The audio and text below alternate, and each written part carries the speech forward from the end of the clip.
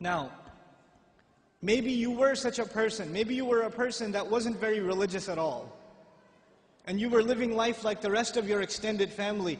But something came in your heart and you said, you know what, I'm going to take this guidance seriously. I don't know how it happened. Maybe Allah made it happen through some YouTube video. Or it happened through some khutbah you heard, or a friend, or however it happened. But you decided to make a change for the better in your life. And when you start changing the behavior in your life, the first people to see a change in you will be your own family. They will notice it. They will notice that you're not the same anymore. You don't talk the same, you don't act the same, you don't go to the same places, you don't even have the same friends anymore. And this necessarily happens. When you take a turn towards Islam, necessarily you start losing friends. Because your old friends used to do pretty bad things and now you can't do those things with them anymore, so you suffer a loss of friends. And at the same time, your family starts saying, you're acting a little too weird. And for the young man, the family might even say, what's that thing on your face? You forgot to shave? What happened to you? And the girl starts wearing hijab and the family might even be in shock. And this is a Muslim family, mind you. They'll say, take that thing off your head. You're going to go out to the wedding looking like that? I can't sit in the car with you like that. What do you think we are? All of a sudden, you're the Islamic role model? Who died and made you Shaykh? That all of a sudden we should be looking up to you. Remember what you were like last year, man? You were the party animal. Now you're going to go make salah? Yeah, seriously, please. We know what you're really like. In other words, not only have you lost your friends, from your family you get the nastiest kinds of sarcasm and criticism. All the time, all the time. Every chance they get, they say something to you. They say something about your beard. They say something about your habits of making salah. They say something about you going to the ICNA convention. They say something about putting your children in Islamic school. They say something about sending your children to Sunday school. Or you getting up for Fajr or Isha and going to the masjid. They'll have some comments for you. And those comments hurt. They burn pretty good. This happens to young men in the audience, where their parents start telling them to stop hanging out with their other Muslim friends. Don't go to the masjid, don't waste your time. SubhanAllah. Muslims themselves, you think non-Muslims are averse to Islam? Have you seen what Muslim families are doing to their own? What parents are doing to their children? I know of cases myself where parents said, we will not pay your college tuition. We will not look for a wedding made for you until you take that hijab off. We will not do it. We do not accept you as our daughter until you take that thing off. We will not show our face in public with you. You can't go with us anywhere. This is the mother telling. And you know what they'll say? What's amazing about that? They'll make you feel bad about yourself. They'll tell you, what kind of daughter are you? You should be ashamed of yourself. You're embarrassing your parents. We're Muslim, but we're not Muslim.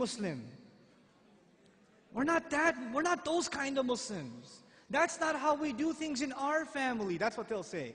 Our family is different. We don't do things like that in our family. That's those masjid people.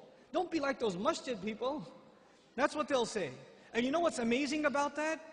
If you look at a portrait of your great-grandparents from back in the day, good old great-grandpa's got a big old beard and you can't even see grandma's face. So who's being true to the family and who's an embarrassment to the family? See, this is Muslim families today. And you're in the midst of all of this. And you know what happens? Because you've made a decision to turn towards Islam, if an enemy of Islam came to you and said, abandon your religion, you would say, oh yeah? I'm going to be even more committed. You would become energized in your zeal for the religion when the enemy attacks Islam. We'd get even more fired up. Muslims get fired up in the craziest of ways. Somebody draws a cartoon about the Messenger ﷺ, and Muslims go crazy and they'll burn some other guy's car up. Or break somebody else's, because they're really angry. But we get fired up when something happens, something questions the dignity of our religion, even if it makes sense or doesn't make sense. But when your own family comes and says, look, I love you, I'm worried about you, I don't want you to become this way. This is the way of the people who fail out of college, who don't have a career, who have miserable lives. I don't want you to fall into this extreme. Somebody is putting you under their influence, you need to get away from them. Genuinely worried about you. And there are parents like that in this audience, actually probably not in this audience, but their children are, and their parents are actually home worrying, what are they learning at the ICNA convention? There are a lot of kids like that here too. And your parents are calling, why did you have to go to this place? The next thing that's going to be there is the FBI is going to knock down your door because you came to the ICNA convention. They're paranoid. They see stuff on TV and they become paranoid. And you're in the middle of all of this. And it becomes hard to hold on to your religion in the middle of all of this. It becomes hard. Because it's not the enemy of Islam that's pulling you away. Who's pulling you away? Your own family, your own parents, your own husband, your own wife, your own brother, your own cousins, your own in-laws. They're the ones pulling you away. So how do you deal with that? The most inappropriate response to this pressure is anger. And you know what? That is the most common response too. Your parents start yelling at you for growing the beard, and you're a young, hot-blooded guy. What do? Oh yeah? It's the sunnah. You can't tell me what to do. You're following culture, and I'm trying to follow Islam, and you slam the door in their face. Way to go. Because that's what Allah wants you to do, yell back at your parents.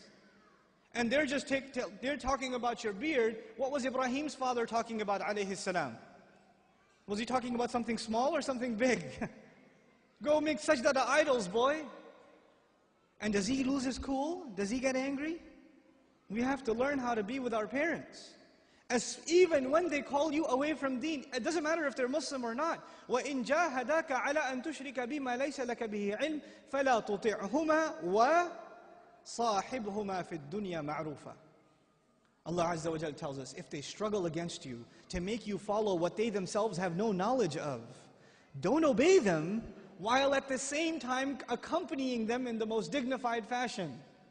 Obeying them is separate, respecting them is separate. Just because you didn't obey them for the sake of Allah, when it came to matters of halal and haram, or when it came to matter of iman and shirk or kufr, just because you didn't obey them does not give you the right to get angry at them. You can't. Subhanallah walhamdulillah wa la ilaha illallah. Subhanallah walhamdulillah wa la ilaha